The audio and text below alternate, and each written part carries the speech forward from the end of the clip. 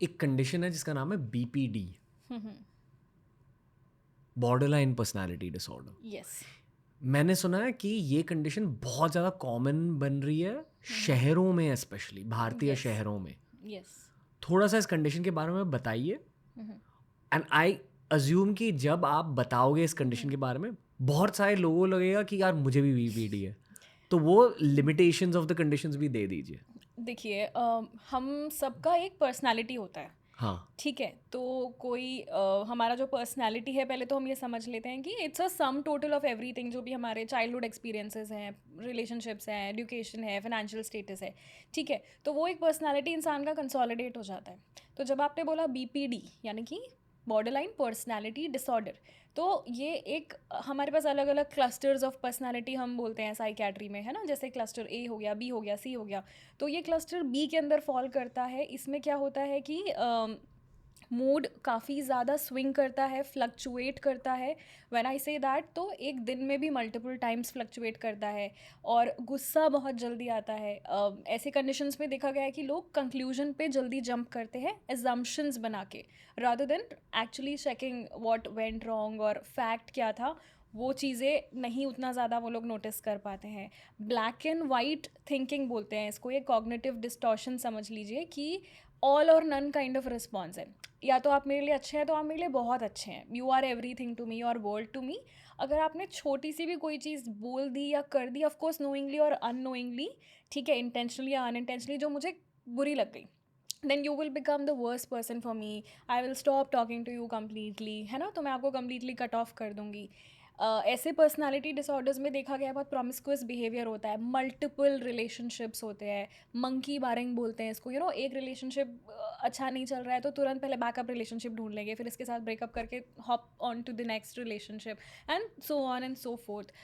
Impulsivity बहुत ज़्यादा देखा गया है। इम्पल्सिविटी जैसे कि I don't know where to stop talking, और कितना मुझको नहीं करना चाहिए या कहाँ मुझको, रिस्क टेकिंग बिहेवियर समझ लीजिए बहुत ज़्यादा होता है। ओवर स्पीडिंग कर देंगे या फिर बहुत ज़्यादा पार्टी में अल्कोहल कंज्यूम कर लेंगे, एंड देन फिर सेल्फ सैबोटाज बिहेवियर में चले जाते हैं। सेल्फ हार्म टिपिकली बहुत कॉमन है। कुछ भी अच्छा नहीं लगा या फिर मुझे इमोशनली नम लग रहा है, तो then the person tells us कि मुझे फील करने के लिए कि देर इज़ सम रिलीज, या फिर मैं ज़िंदा हूँ ये फील करने के लिए, I wanted to feel the physical pain so that मेरा मेंटल टेंशन रिलीज़ हो जाए। वो सुसाइडल वे में हाथ नहीं काटा है ना। वो इस वे में काटा है कि एक मेंटल टेंशन रिलीज़ हो जाए फिजिकल पेन के थ्रू। तो ये सेल्फ हार्म बहुत ज़्यादा कॉमन है। तो ये क्लस्टर ऑफ सिम्टम्स बहुत सारे होते हैं, उसको मिला के हम बॉर्डरलाइन पर्सनैलिटी बोलते हैं। ये कंडीशन ज़्यादा कॉमन क्यों हो रही है? और जो मैंने पहले भी कहा कि बहुत सारे लोग लग रहा है कि मुझे भी है हाँ, हाँ, ऐसा बहुत लोग रिलेट कर पा रहे होंगे शायद। हाँ, इन दोनों चीज़ों को एड्रेस कीजिए कि ये कंडीशन ज़्यादा कॉमन क्यों हो रही है। सो आई वुड से दैट ऐसा नहीं है कि ये कंडीशन ज़्यादा कॉमन हो रही है, it has always been there. It's just that लोग ज़्यादा अवेयर हो रहे हैं तो लोग ज़्यादा रिलेट कर पाते हैं। ठीक है, लोग अपने इमोशंस को आजकल ज़्यादा समझ पाते हैं, क्योंकि हम बोल सकते हैं कि इमोशनल हेल्थ के ऊपर अवेयरनेस ज़्यादा है। ठीक है, कॉमन क्यों है ये कंडीशन? क्योंकि जो भी एक डिस्टॉर्टेड फैमिली है, जब बच्चा उसमें ग्रो करता है तो उसने देखा कि अगर मम्मी का रिस्पॉन्स ऐसा था कि हर चीज़ में गुस्सा आया तो मम्मी जल्दी फ्रस्ट्रेट हो जाएंगी, तो मम्मी अपने आप को मारने लगेंगी, या फिर उनके फादर हर बात पे छोड़ के चले जाते हैं। तो इस टाइप के जब रिस्पॉन्सेज हम देखते हैं ना, तो बच्चे को क्या लगता है कि कॉन्स्टेंट फीलिंग ऑफ अबैंडनमेंट रहता है। ये मुझे छोड़ के तो नहीं चला जाएगा, ये मुझे छोड़ के तो नहीं चली जाएगी। तो उस चक्कर में वो सामने वाले की हर चीज़ एक्सेप्ट कर लेते हैं, भले ही उनको वो चीज़ पसंद ना हो, है ना। लेकिन वो फिर उनके ऊपर इमोशनल टोल लेने लगता है। फिर एक बार सडनली पूरा बम फट जाता है। ठीक है, तो इस टाइप के डिसफंक्शनल फैमिलीज़ में अगर बच्चे की अपब्रिंगिंग होती है ना, तो वो हमने देखा है कि it can lead to certain personality changes, specially the borderline personality changes.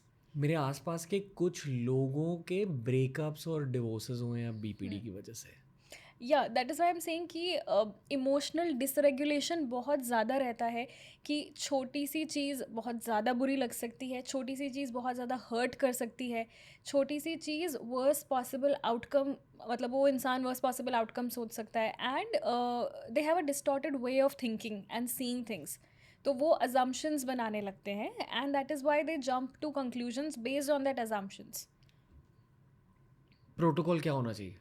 First of all, don't diagnose yourself with BPD। या फर्स्टली यस, प्रोफेशनल के पास जाइए करेक्ट। अगर लग रहा है कि हाँ this sounds like me, professional के पास जाइए, बट फिर क्या?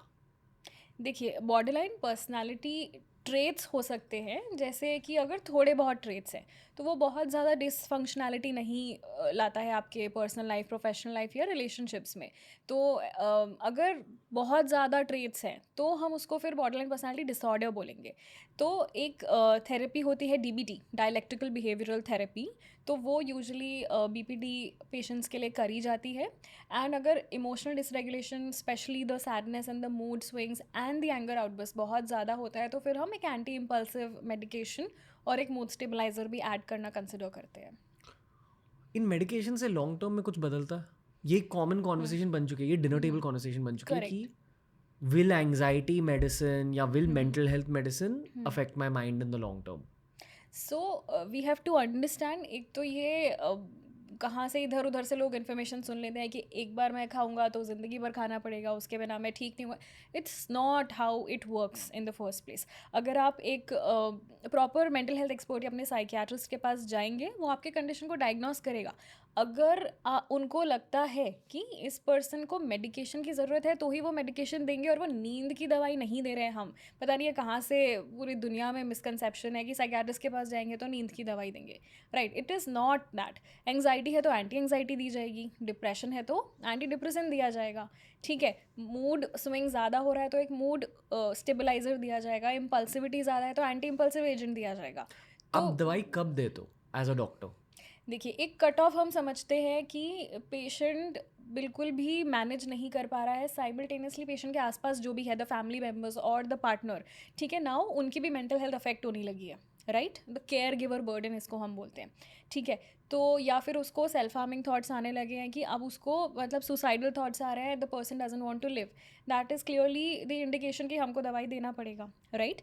कभी कभी क्या हो जाता है कि हम सिर्फ थेरेपी में जब भेजते हैं तो थेरेपिस्ट या साइकोलॉजिस्ट हमको बोलता है कि डॉक्टर, हम जो भी समझाते हैं इंसान को थेरेपी में, बैठे बैठे तो 30 मिनट या 1 घंटे सेशन में इंसान सब सुन लेता है, लेकिन जब घर पे झगड़ा होता है उस टाइम पे वो जो चीज़ें थेरेपी में बताई हैं उस टाइम पे वो रेगुलेट नहीं कर पाता या कर पाती अपने इमोशंस, तो what we teach in the therapy that becomes very the person is not able to use those tricks at that time. तो अगर ऐसा मल्टीपल टाइम्स हो रहा है, in that case also we have to add a medication to stabilise the mood, just so that आप जो भी counselling and therapy में सीख रहे हैं वो आप रियल टाइम अप्लाई कर पाएँ। तो वो एक पॉइंट है जहाँ पे हम डिसाइड करते हैं we need to give medications. Okay, कोई लॉन्ग टर्म इफेक्ट्स होते हैं मेडिकेशन के? नहीं, देखिए, ऐसा नहीं है कि हर every medicine will have effect and side effect, and that is true for everything regardless. अब साइकियाट्री ही मेडिसिन है नहीं, आप पैरासिटामोल भी खाओगे तो उसका साइड इफेक्ट भी होने वाला है। But I mean the best and the ideal situation is कि हम पर्सन की प्रोफाइल को स्टडी करके, उनको कोई मेडिकल कंडीशन है, उनको कोई और डिसऑर्डर्स है, कोई और दवाई चल रही है, उनका एज, वेट, जेंडर, सारी कंडीशन के हिसाब से जो भी आपके लिए बेस्ट फिट है तो वो दिया जाता है। And minimal side effects, usually ऐसा देखा गया है कि एसिडिटी, नौशिया, वॉमिटिंग, ये शुरू के 4-5 दिन इस टाइप के साइड इफ़ेक्ट्स आते हैं, तो वो मैनेजेबल रहते हैं। लॉन्ग टर्म में साइड इफ़ेक्ट्स बहुत ही फ्यू मेडिकेशंस होती हैं, बट अगेन उनको फिर कॉन्स्टेंटली मॉनिटर किया जाता है, ब्लड टेस्ट किए जाते हैं। कहीं पे भी हमको ऐसा लगता है कि we need to withdraw this, तो हम पहले ही विड्रॉ कर देते हैं। आई थिंक कुछ मेडिकल डोमेन्स हैं जो AI की वजह से बहुत ज़्यादा रिप्लेस होंगे, और कुछ मेडिकल डोमेन्स हैं जो कभी रिप्लेस नहीं होंगे। करेक्ट। एंड साइकियाट्री का डोमेन कभी भी रिप्लेस नहीं होगा। या शायद सबसे ज़्यादा high EQ in any job ever इसमें लगता है। हाँ, that is correct, right? you have to deal with emotions throughout the spectrum basically. I think psychologist and psychiatrist उनका काम बढ़ेगा AI के ज़माने के बाद, क्योंकि AI क्या है ना, अगर आप देखिए अगेन बहुत सारे पेशेंट्स आते हैं कि हमने तो AI से ये पूछा, हमने ChatGPT से ये पूछा एंड थिंग्स लाइक दैट। तो अभी क्या होता है ना, AI जो है लोग समझ नहीं पाते कि वो तो एक लैंग्वेज मॉडल पे बेस्ड है ना, उसका AI का एक अपना थॉट प्रोसेस नहीं है, और AI अक्सर चाटू रहता है थोड़ा सा। AI हमेशा अग्री करेगा जो आप बोल रहे हैं, है ना? मुझे मन करता है मैं इस इंसान को मार दूं, yes I believe you need to kill the person, right? It is always going to give you validation, है ना? और वैलिडेशन एक चीज़ है जो हर इंसान को बहुत ज़्यादा चाहिए, और ये एक बड़ा रीज़न है जब इंसान थेरेपिस्ट के पास जाना छोड़ देता है कि अगर वो आपको अपनी चीज़ों के लिए, गलतियों के लिए आपको बोलते हैं कि इस गलतियों को फेस करें, आप इन चीज़ को करेक्ट करें, जो एआई आपको कभी नहीं बोलेगा, है ना? तो वो डेफिनेटली है। So hashtag what, human over AI. तो जो ह्यूमन टच है वो कभी भी रिप्लेस नहीं हो सकता एआई से।